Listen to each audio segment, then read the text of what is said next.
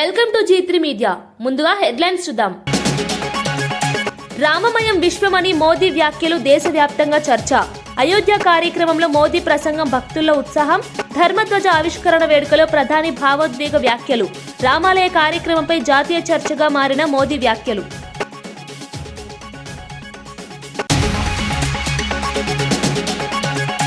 చీరలు రుణాల విషయంలో హరీష్ రావు విమర్శ. మహిళా చీరల పంపిణీపై ప్రభుత్వాన్ని నిలదీసిన హరీష్ రావు, చీరల సంఖ్య తగ్గించారని హరీష్ ఆరోపణ. వడ్డీ లేని రుణాల వ్యవహారంపై హరీష్ విమర్శలు కొనసాగింపు. బతుకమ్మ చీరలతో పోల్చి ప్రస్తుత ప్రభుత్వంపై హరీష్ విమర్శ.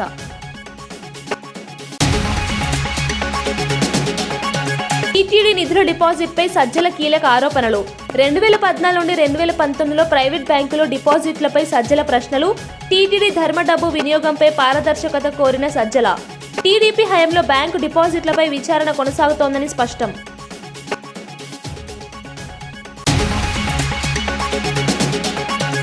పేద ఇళ్ల నిర్మాణంపై మంత్రి పార్థసారథి హామీ. 2029 నాటికి ప్రతి పేదకు ఇల్లు ఇస్తామని పార్థసారథి హామీ. 3 లక్షల ఇళ్ల పంపిణీ పూర్తి చేశామని ప్రభుత్వం వెల్లడింపు. పరకామణి కేసుపై భూమన స్పందన. పరకామణి కేసుతో తనకు సంబంధం లేదని భూమన స్పష్టం. రాజకీయ ఒత్తిడి వల్లే విచారణ జరుగుతోందని భూమన వ్యాఖ్య.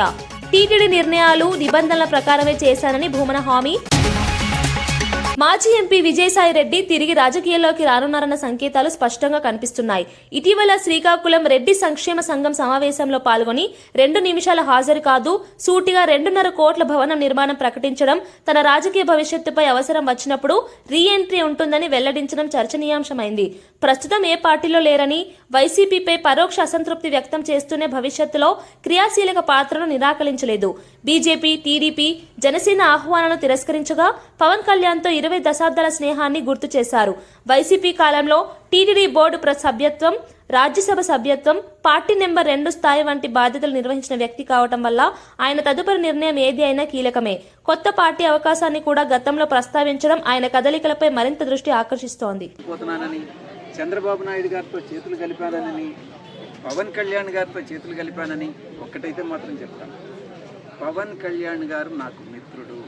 ఈరోజు కాదు, ఒక 20 సంవత్సరాల నుంచి మా యొక్క స్నేహం వేరే, రాజకీయం వేరే. నేను ఏ రోజు పవన్ కళ్యాణ్ గారిని ఒక్క మాట అనలేదు, భవిష్యత్తులో అనను కూడా. ఇది నా యొక్క సంకల్పం. ఇక రాజకీయ రంగ ప్రవేశం అన్నటువంటిది పరిస్థితులను బట్టి ఏ రకంగా నేను నిష్క్రమించానో అవసరమైతే తిరిగి రాజకీయాల్లోకి రావడానికి కూడా నేను సిద్ధంగా. బీజేపీ నుంచి కానీ, జనసేనలో కానీ, తెలుగుదేశం నుంచి కానీ, వైఎస్ఆర్సీపీ నుంచి కానీ, కాంగ్రెస్ నుంచి కానీ, కమ్యూనిస్టుల నుంచి కానీ నాకు ఎటువంటి ఆహ్వానం. హైదరాబాద్ సనత్ నగర్ లోని ఈఎస్ఐ ఆసుపత్రిలో ఎమర్జెన్సీ వార్డు పునర్నిర్మాణ పనులు జరుగుతుండగా ప్రమాదం సంభవించి అక్కడ గందరగోళం నెలకొంది. నిర్మాణ పనుల్లో నిర్లక్ష్యం, భద్రతా ప్రమాణాల లోపం కారణమయ్యే అవకాశంపై అనుమానాలు వ్యక్తమవుతున్నాయి. ప్రభుత్వ ఆసుపత్రి కావడంతో రోగులు, సిబ్బంది, కూలీల భద్రతపై బాధ్యత మరింత పెరుగుతుంది. పునర్నిర్మాణం జరుగుతున్న విభాగం అత్యవసర సేవలను అందించే ప్రాంతం కావడంతో ప్రమాదం చిన్నదైనా పెద్ద సమస్యలు తలెత్తే అవకాశం ఉంది. ఘటన అనంతరం అధికారులు పరిశీలన జరిపి బాధ్యులపై చర్యలు తీసుకునే దిశగా అడుగులు వేస్తున్నారు. ఇలాంటి కీలక నిర్మాణాల్లో ప్రమాణాలు పాటించకపోవడం వల్ల భవిష్యత్తులో ప్రమాదాలు మరింత పెరిగే ప్రమాదం ఉందని నిపుణులు హెచ్చరిస్తున్నారు. लेकिन हमें कुछ यश नहीं आया उसमें, तो एक पेशेंट की डेथ हुई है, बाकी उसके साथ और 2 पेशेंट काफ़ी क्रिटिकल है. तो हम कोशिश कर रहे हैं, ऑपरेशन वगैरह शुरू हो जाएंगे immediately. CT scan, ultrasound, X-rays, बाकी सब ट्रीटमेंट उनको खून चढ़ाया गया है. जितना मैक्सिमम पॉसिबल है ट्रीटमेंट हमने यहाँ पे करने की कोशिश कर रहे हैं. और 2 के अभी तक स्टेबल है. फ्रैक्चर्स मल्टीपल फ्रैक्चर्स है उनमें.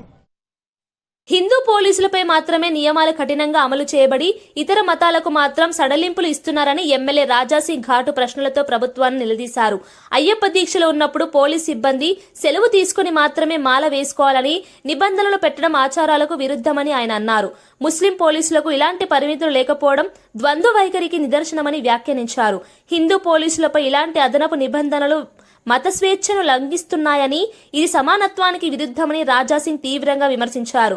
దేవోత్థానాలపై ప్రశ్న లేవలెత్తేందుకు గతంలో తనపై కేసులు పెట్టారని గుర్తు చేసుకుంటూ ఇప్పుడు కూడా హిందూ భావాల పరిరక్షణ కోసం పోరాడుతానని చెప్పారు. ప్రభుత్వ విధానాలు పక్షపాతం చూపుతున్నాయో లేదో ప్రజాస్వామ్యంలో దానిపై ఓపెన్ డిబేట్ అవసరం ఉందని ఆయన వ్యాఖ్యలు మరింత చర్చనీయాంశమయ్యాయి. ఒకవేళ జాబ్ లో ఉండి ఆయన అయ్యప్ప మాల వేసుకొని ఒకవేళ డ్యూటీకి వస్తే మేమైతే మెమోలు ఇస్తాము, కావాలంటే సస్పెండ్ కూడా చేస్తామని ఆ విధంగా ఒక ఆదేశం అయితే జారీ అయినది. ఇది ఇప్పుడు కాదు, కంటిన్యూగా ఎవ్రీ సంవత్సరం అంటే అయ్యప్ప దీక్షా సమయంలో అంటే డిసెంబర్, నవంబర్, జనవరిలోనే ఇట్లాంటి ఆదేశాలు జారీ అవుతుంది. చాలా మంచిదే, ఒక రూల్ ఫాలో చేస్తే చాలా మంచిదే కదా. కానీ ఈ రూలు హిందువులకే పరిమితి అవుతుందా? నేను పోలీస్ అధికారులకి అడుగుతున్నా, మా రేవంత్ రెడ్డి గారికి అడుగుతున్నా, హిందువులకేనా ఈ రూలు?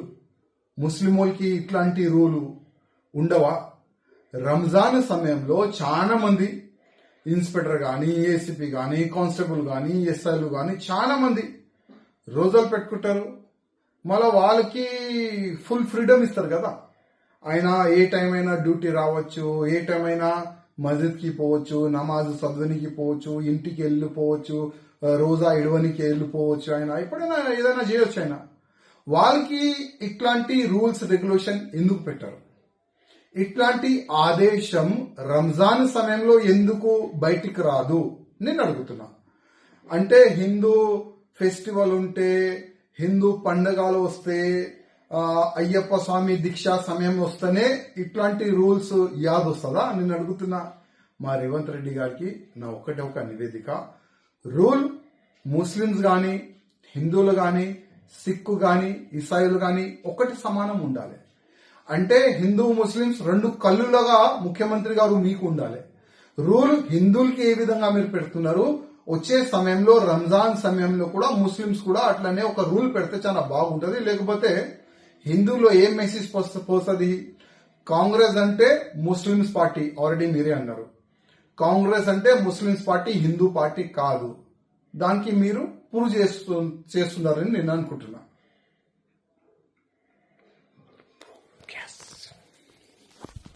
సంగారెడ్డి గ్రామ పంచాయతీ ఎన్నికల నేపథ్యంలో కాంగ్రెస్ నేత జగ్గారెడ్డి నియోజకవర్గ ప్రధాన నాయకులతో ప్రత్యేక సమావేశం ఏర్పాటు చేశారు. సంగారెడ్డి నియోజకవర్గంలోని 84 గ్రామాల్లో కాంగ్రెస్ సర్పంచ్ అభ్యర్థులను గెలిపించే బాధ్యత అందరికీ ఉందని ఆయన స్పష్టం చేశారు. సీఎం రేవంత్ రెడ్డిని గ్రామాలకు తీసుకెళ్లి నిధులు మంజూరు చేయించే బాధ్యతను కూడా తానే తీసుకుంటానని జగ్గారెడ్డి చెప్పారు. కష్టకాలంలో కాంగ్రెస్ కండువా కప్పుకొని నిలిచిన నిజమైన కార్యకర్తలకే ఈసారి అవకాశం ఇవ్వాలని ఆయన సూచించారు. కాంగ్రెస్ ని ఈ ఊరుకు రోడ్డు తెస్తా, ఈ ఊరికి నేను సార్తో మాట్లాడి రోడ్డు తెస్తా, సార్తో మాట్లాడి పండ్ల రైతులకు రోడ్లు వేపిస్తా. రైతులకు చెప్పండి,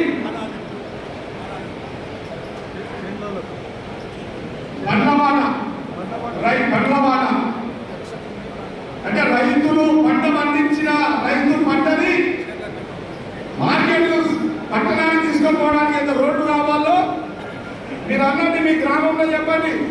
రేపు కాంగ్రెస్ కండువా సర్పంచ్ని గెలిపివని ఈ ఊరికి మెయిన్ రోడ్ చేస్తా, ఈ ఊర్లలో ఇంటర్నల్ రోడ్ వేపిస్తా, చేళ్ళకానికి తొమ్మలో రోడ్ వేపిస్తా అని మీరు మాటించుకోండి.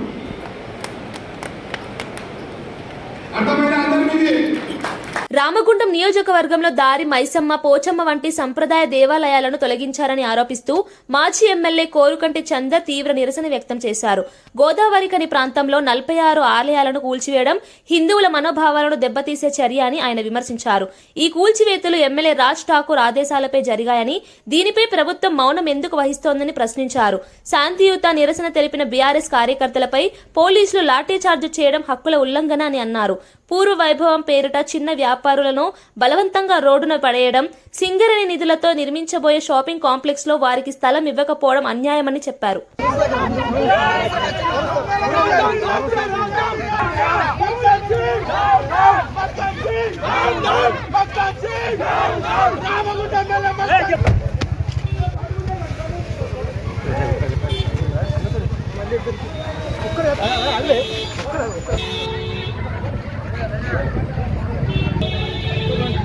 ఎమ్మెల్యే క్యాంప్ కార్యాలయం ముట్టడికి బీఆర్ఎస్ పార్టీ కార్యక్రమం తీసుకుంటే కనీసం ప్రజల గొంతుకలను ఇలా సముదాయాన్ని సింగరేణి కట్టేటువంటి చిరు వ్యాపారస్తులకు అప్పగించాలి. అదేవిధంగా మైసమ్మ కుళ్ళకు కట్టినటువంటి కులగొట్టినటువంటి వాళ్లకు శిక్ష విధించాలని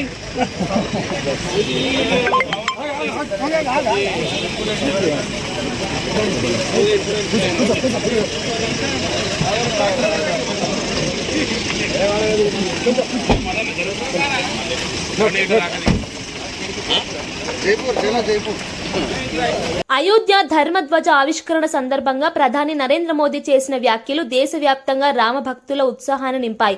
సంపూర్ణ విశ్వం రామమయం అయింది, రామభక్తుల సంకల్పం నేటితో సాక్షాత్కరించింది అని ఆయన అన్నారు. ఈ ఆధ్యాత్మిక వేడుక మరో 500 సంవత్సరాల పాటు రామభక్తి వైభవాన్ని ప్రతిబింబిస్తుందని చెప్పారు. ధర్మధ్వజం కేవలం జెండా కాదని భారతీయ సంస్కృతి పునర్నిర్వాకాశానికి, ఆధ్యాత్మిక చైతన్యానికి ప్రతీకాన్ని వివరించారు. రామాలయ నిర్మాణం భారతీయుల ఏకతను ప్రపంచానికి చూపిన గొప్ప ఘట్టమని పేర్కొన్నారు. దేశమంతా ఒకే భక్తిభావంతో కలిసిన రోజుగా ఈ వేడుక చరిత్రలో నిలుస్తుందని మోదీ అభిప్రాయపడ్డారు. రామతత్వం దార్శనికతగా, సంస్కృతిగా, జీవన విలువగా భారత్ను ముందుకు నడిపిస్తుందని చెప్పారు. असीम कृतज्ञता है, अपार अलौकिक आनंद है. सदियों के घाव भर रहे हैं. सदियों की वेदना आज विराम पा रही है. सदियों का संकल्प आज सिद्धि को प्राप्त हो रहा है. आज उस यज्ञ की पूर्णाहुति है जिसकी अग्नि 500 वर्ष तक प्रज्वलित रही. जो यज्ञ एक पल भी आस्था से डिगा नहीं, एक पल भी विश्वास से टूटा नहीं. आज भगवान श्री राम के गर्भगृह की अनंत ऊर्जा, श्री राम परिवार का दिव्य प्रताप इस धर्म ध्वजा के रूप में इस दिव्यतम भव्यतम मंदिर में प्रतिष्ठापित हुआ है. और साथियों, ये धर्म ध्वजा केवल एक ध्वजा नहीं, ये भारतीय सभ्यता के पुनर्जागरण का ध्वज है. इस पर रचित सूर्यवंश की ख्याति, वर्णित होम शब्द और अंकित कोविदार वृक्ष राम राज्य की कीर्ति को प्रतिरूपित करता है. ये ध्वज संकल्प है, ये ध्वज सफलता है, ये ध्वज संघर्ष से सृजन की गाथा है, ये ध्वज सदियों से चले आ रहे स्वप्नों का साकार स्वरूप है. ये ध्वज संतों की साधना और समाज की सहभागिता की సార్థక పరిణితి. సిద్దిపేటలో వడ్డీ లేని రుణాల పంపిణీ కార్యక్రమంలో పాల్గొన్న హరీష్ రావు మహిళలకు చీరల పంపిణీపై కాంగ్రెస్ ప్రభుత్వాన్ని తీవ్రంగా నిలదీశారు. బతుకమ్మ సమయంలో కేసీఆర్ ప్రభుత్వం 1,30,000 మహిళలకు చీరలు అందించగా ప్రస్తుత ప్రభుత్వం ఎస్హెచ్జీ గ్రూపుల్లోని 40 లక్షల మందికి మాత్రమే ఇవ్వడం వివక్ష అని అన్నారు. సిద్దిపేట జిల్లాలో 3.83 లక్షల మహిళల్లో కేవలం 1.99 లక్షల మందికి మాత్రమే చీరలు ఇవ్వడం అన్యాయమన్నారు. 2 చీరలు ఇస్తామని చెప్పి 1 మాత్రమే ఇవ్వడం మోసమని వ్యాఖ్యానించారు.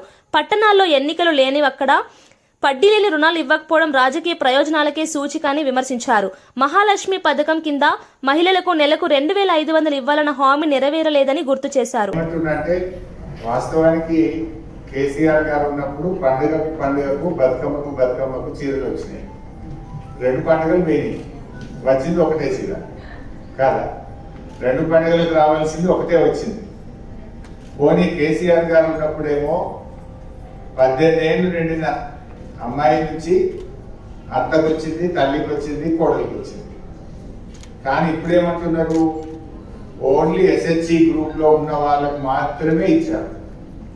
మన తెలంగాణ రాష్ట్రంలో అప్పుడు కేసీఆర్ గారు ఉన్నప్పుడు బతుకమ్మ దసరా పండుగప్పుడు 1,30,00,000 మందికి చీరలు వచ్చేది. ఇప్పుడు ఎస్హెచ్సి గ్రూప్ లలో ఎందరున్నారు? 46 లక్షల మంది మాత్రమే ఉన్నారు. అంటే సగం కూడా వస్తలేదు, అంతే కదా? మీ ఇంట్లో ఇప్పుడు అత్త గ్రూప్ లో లేదని అత్తకు వస్తలేదు, బిడ్డ గ్రూప్ లో లేదంటే బిడ్డకు వస్తలేదు. ఆనాడు 1,30,00,000 మందికి ఇస్తే ఇవాళ కేవలం 46 లక్షల మందికి మాత్రమే ఇస్తూ ఉన్నారు. పోనీ అవి 2 పండుగలు అన్న 2 ఇచ్చిండ్రా అంటే ఒకటే ఇచ్చారు, అది కూడా ఒకటే కలర్. మళ్ళా ఇవన్నీ కూడా ఇబ్బందులు ఉన్నాయి. మన సిద్దిపేట జిల్లా చూసుకుంటే, మన సిద్దిపేట జిల్లాలో 3,83,000 మంది ఆడపిల్లలు ఉన్నారు. 18 ఏళ్ళు దాటిన వాళ్ళు 3,83,000 మంది ఉంటే ఇస్తున్నది ఎంతమందికి?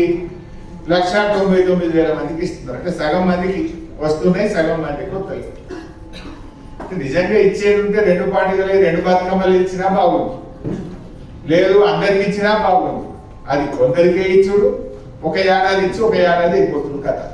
దానికి నాకు బుద్ధి ఉంది అంటుండు తినకూడదు. ఇంకా దాన్ని ఏమంటుండు, సారే వ్యక్తి అంటుండు, చీరిచ్చి సారే వ్యక్తి అంటుండు. అయ్యా రేవంత్ రెడ్డి గారు సారే వ్యక్తుడు అంటే నువ్వు ఇస్తానన్న మహాలక్ష్మి నెలకు 2,500 ఇస్తా అన్నారు. మనకు 2 ఏళ్ళు అయింది. 2 ఏళ్ళు అంటే ఎంత అవుతుంది? 60,000 రూపాయలు. నిజంగా చీరతోని నువ్వు ఇస్తానన్న 60,000 కూడా ఇస్తే అప్పుడు సారా పెట్టినా, 60,000 ఇచ్చినాక సారా పెట్టినట్టు అయితే తప్ప నువ్వు సగం మంది ఆడోళ్ళకి ఇచ్చి 2 ఏళ్ళది ఒకటే ఇచ్చి ఆ ఒక్క చీరకు సారీ పెట్టినా అంటే ఇది ఎవరి చెవులో పువ్వు పెట్టుకుంటూ అర్థం చేసుకోవాల్సిన అవసరం. ఎమ్మెల్యే ప్రభుత్వ విప్ ఆది శ్రీనివాస్ గత బీఆర్ఎస్ ప్రభుత్వ హయాంలో చేపట్టిన ఇండ్ల నిర్మాణ నాణ్యతపై తీవ్ర విమర్శలు చేశారు. ప్రభుత్వమే నిర్మిస్తున్న ఇల్లు సగం వరకు నిర్మించేసి వదిలివేయడం ఆ సమయంలో ఉన్న నిర్లక్ష్యానికి నిదర్శనమని అన్నారు. ఆ ఇళ్ల పరిస్థితిని పరిశీలించడానికి తాను వెళ్లినప్పుడు ఒక నిర్మాణం కూలిపోవడం భద్రతా ప్రమాణాలు ఎక్కడా పాటించలేదని నిరూపించిందని చెప్పారు. పేదల కోసం నిర్మించిన ఇల్లు ఇంత నాసిరకంగా ఉండడం చాలా బాధాకరమని, కొత్త ప్రభుత్వం వచ్చే వరకు ప్రజలు ప్రమాదంలో ఎలా జీవించారో అర్థం చేసుకోవడం కష్టమని తెలిపారు. ఇప్పుడు ప్రభుత్వం ఆ ఇళ్లను పునర్నిర్మాణం చేసి లబ్ధిదారులకు సురక్షితంగా అప్పగించేందుకు చర్యలు తీసుకుంటోందని చెప్పారు. గత ప్రభుత్వ నిర్లక్ష్యం అవ్యవస్థ పేదలపై ఏ విధంగా ప్రభావం చూపిందో ఈ సంఘటనతో బయటపడింది అని ఆది శ్రీనివాస్ వ్యాఖ్యానించారు. ఈ రోజు ఇందిరమ్మ రాజ్యం వచ్చిన తర్వాత డబుల్ బెడ్రూమ్ అందుబాటులోకి తీసుకుని రావాలని తిరిగి ప్రభుత్వం ద్వారా అట్టి దానికి టెండర్లు వేసి పనుల నిర్మాణం వేగవంతం చేసి ఆ డబుల్ బెడ్రూమ్లను ఈ ఇందిరమ్మ రాజ్యంలో లబ్ధిదారులకు అందజేయాలని చెప్పే లక్ష్యంలో జిల్లా కలెక్టర్ గరిమా అగర్వాల్తో పాటు అధికారులు, ఆర్డినరీ అధికారులు, మున్సిపల్ అధికారులు అందరూ కూడా పరిశీలించడానికి వెళ్ళినాం.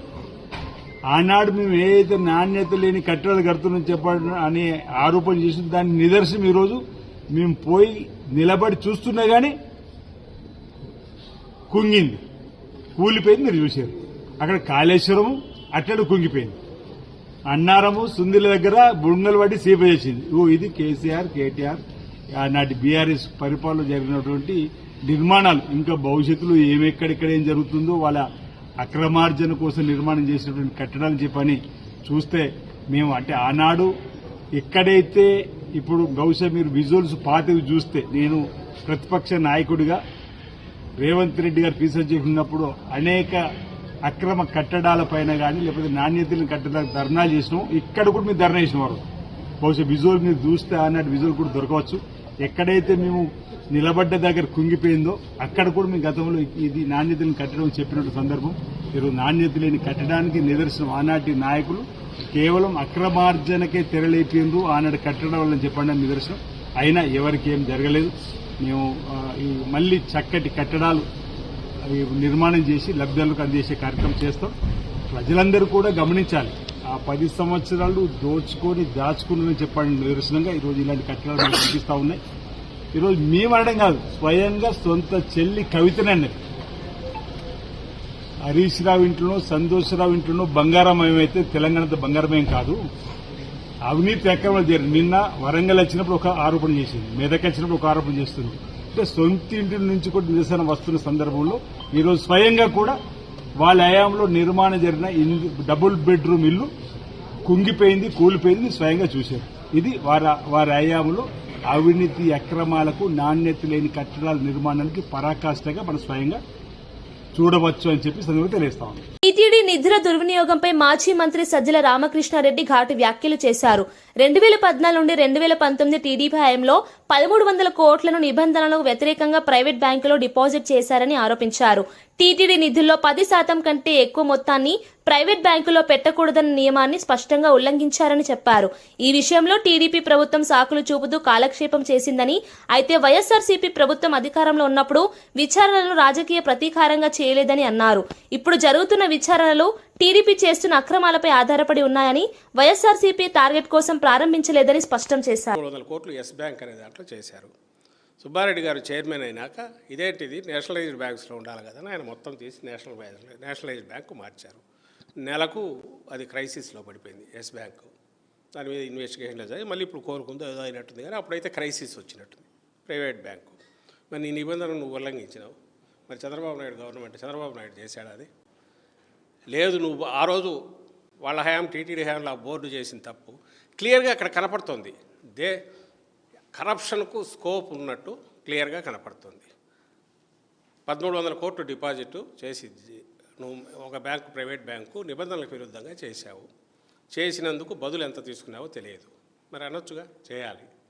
ఆ రోజు దాన్ని సాల్వ్ చేశారు, ఆ రోజు పాయింట్అవుట్ చేశారు. దాని మీద అరెస్టులు చేయలే జగన్మోహన్ రెడ్డి గారు, దాన్ని టేకప్ చేసేయాలి. ఎందుకంటే చేతి నిండా పని ఉంది, జనానికి చేయాల్సింది ఉంది.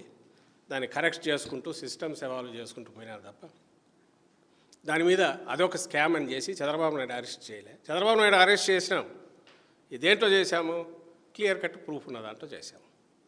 ఏది ఆ స్కిల్ డెవలప్మెంట్ దీంట్లో ఏదైతే చేశామో దానికి ఏదైతే వాళ్ళకున్న ఒప్పందం ప్రకారం క్యాబినెట్ అప్రూవ్ చేసిన దానికి డీవియేట్ చేస్తూ కార్పొరేషను, స్కిల్ డెవలప్మెంట్ కార్పొరేషను నేరుగా ముందే పేమెంట్ పంపడం, అది కూడా షెల్ కంపెనీస్ నుంచి ఎండ్ పార్టీస్కి వెళ్ళిపోయినట్టు ప్రూఫ్తో సెంట్రల్ గవర్నమెంట్ జీఎస్టీ రిలేటెడ్ వాళ్ళ దాంట్లో బయటపడడం.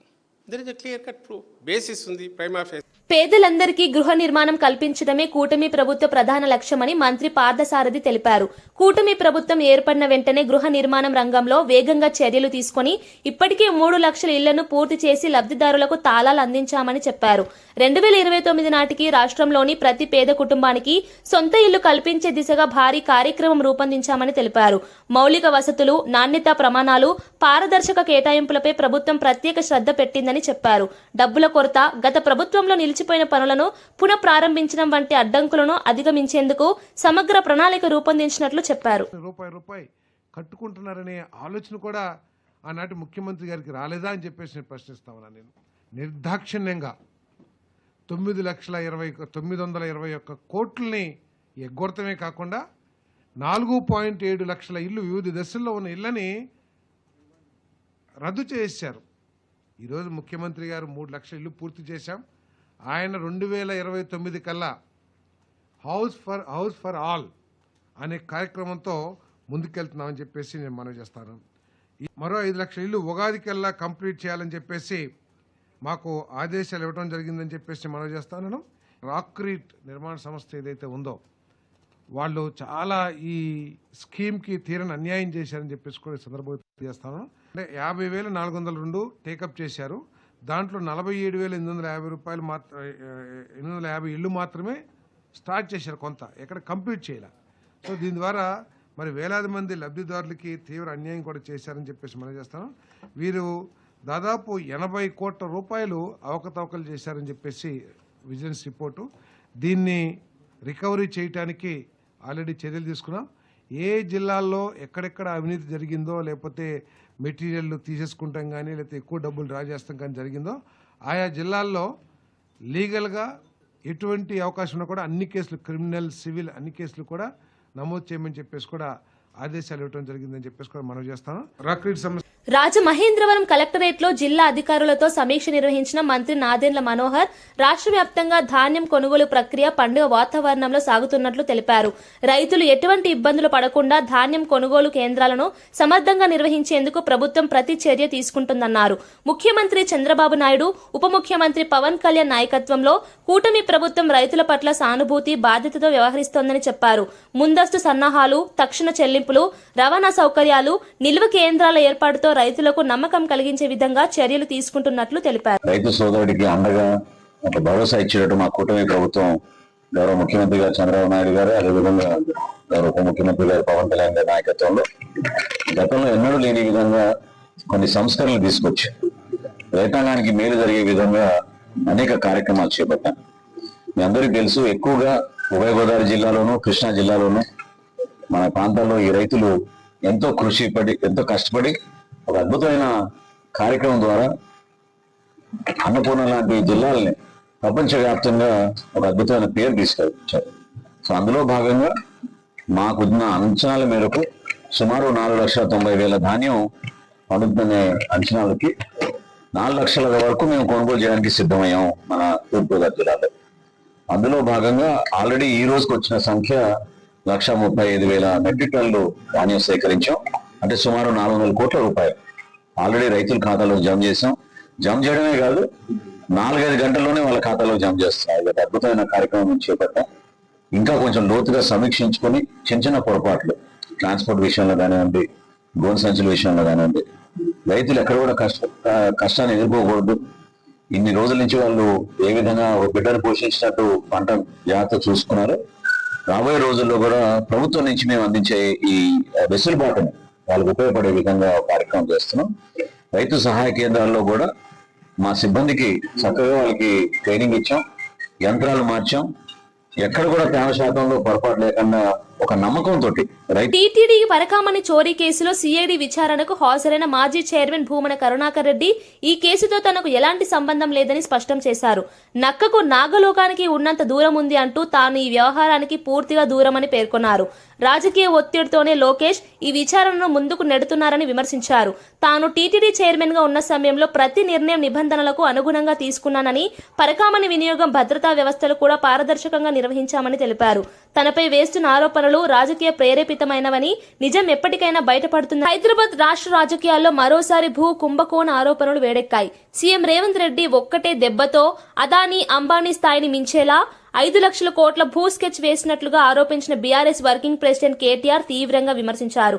ఈ ఆరోపణలతో రాష్ట్రంలో ఇద్దరు ప్రధాన వర్గాల మధ్య మళ్లీ మాటల యుద్ధానికి నాంది పలికింది. నాడు తెలంగాణ ఉద్యమంలో ప్రజలను చైతన్యం చేసినట్టు ఇప్పుడు అవినీతి అరాచకాలపై కాంగ్రెస్ సర్కార్ చేస్తున్న చర్యలను ప్రజలు గమనించాలని కేటీఆర్ సూచించారు. ముఖ్యంగా రాష్ట్ర భూములు, వనరులు ప్రమాదంలో ఉన్నాయని, ఈ సమయంలో విద్యార్థులు అప్రమత్తంగా ఉండాలని ఆయన పిలుపునిచ్చారు. చిన్న చిత్కా కుంభకోణం కాదు, 4 లక్షల నుంచి 5 లక్షల కోట్ల కుంభకోణం. రేవంత్ రెడ్డి గారి మనమడికి మునిమనమడి పుట్టేదాకా, వాళ్ళ మునిమనమడి పుట్టేదాకా ఆయన డోక లేకుండా అదానీ, అంబానీ ఒకటే దెబ్బల క్రాస్ కావాలని చక్కర్లా ఇవాళ రేవంత్ రెడ్డి గారిని స్కెచ్ చేసి, మరి దీని మీద మాట్లాడకపోతే, దీని మీద కొట్లాడకపోతే, దీని మీద పోరాటం చేయకపోతే రేపు ఇక ఎలక్షన్లు ఉండవు, ఏముండవు, కొనుక్కునే ఉంటుంది మొత్తం. ఇక నిలబెట్టి మనిషికి 1 లక్ష రూపాయలు వాడేసి కొనేస్తాడు రేవంత్ రెడ్డి గారు. ఇది జరగబోతున్న పరిణామం. ఇది ఎలక్షన్ వదిలేయండి, రేపటికి మీకు హైదరాబాద్ లో క్యాంటీన్ పెడదామంటే జాగా దొరకదు. చూడు, ఫుట్పాత్ మీద వ్యాపారం చిన్న ఇడ్లీ బండి నడుపుకుంటోని, సమోసా బండి పెట్టుకునేమో హైదరాబాద్ దందని కొడుతుంది. ఇడ్లీ బండి చిన్న చెప్పుల దుకాణం నడుపుకుంటాడు, ఫుట్పాత్ మీద కొట్టవతల వారేస్తారు. కానీ వీళ్ళేం చేస్తున్నారు, ఇక్కడ 9,300 ఎకరాలు. వార్తలు ముగించే ముందు ముఖ్యాంశాలు మరోసారి. రామమయం విశ్వమని మోదీ వ్యాఖ్యలు దేశవ్యాప్తంగా చర్చ. అయోధ్య కార్యక్రమంలో మోదీ ప్రసంగం భక్తుల్లో ఉత్సాహం. ధర్మధ్వజ ఆవిష్కరణ వేడుకలో ప్రధాని భావోద్వేగ వ్యాఖ్యలు. రామాలయ కార్యక్రమంపై జాతీయ చర్చగా మారిన మోదీ వ్యాఖ్యలు.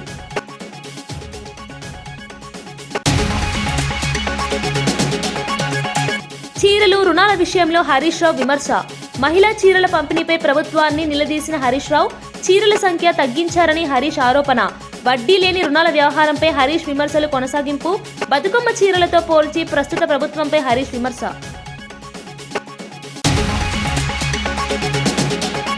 టీటీడీ టీటీడీ నిధుల డిపాజిట్పై సజ్జల కీలక ఆరోపణలు. 2014 నుండి 2019లో ప్రైవేట్ బ్యాంకులో డిపాజిట్లపై సజ్జల ప్రశ్నలు. టీటీడీ ధర్మ డబ్బు వినియోగంపై పారదర్శకత కోరిన సజ్జల. టీడీపీ హయాంలో బ్యాంకు డిపాజిట్లపై విచారణ కొనసాగుతోందని స్పష్టం.